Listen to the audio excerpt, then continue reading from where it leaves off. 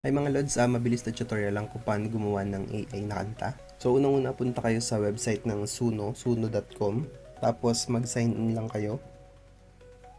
Mas madali kung gamitin nyo na lang yung Google account nyo.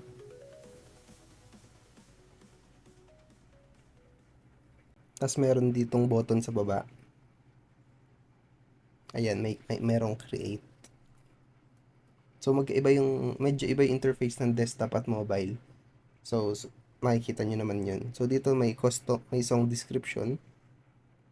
Halimbawa, ah, kantang walang kwenta. So pwede nyo ilagay kahit ano. Pwede kayong magawa ng lyrics. I-click nyo lang yung custom. Pwede namang mag-prompt lang kayo. Ilagay nyo lang kung anong klaseng kanta.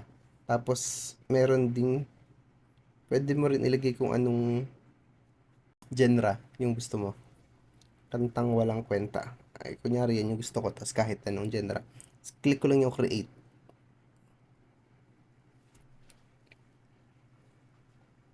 Tapos nagke-create na siya. Ganun lang po kabilis. Bigyan nyo lang sila ng ilang segundo or ilang minutes. Naglo-loading lang siya. Play natin.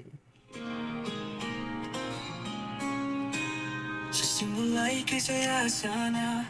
Lahat ay nang bago, biglang-bigla umiikot ang mundo natin. Ngunit bakit kay bigat pa rin?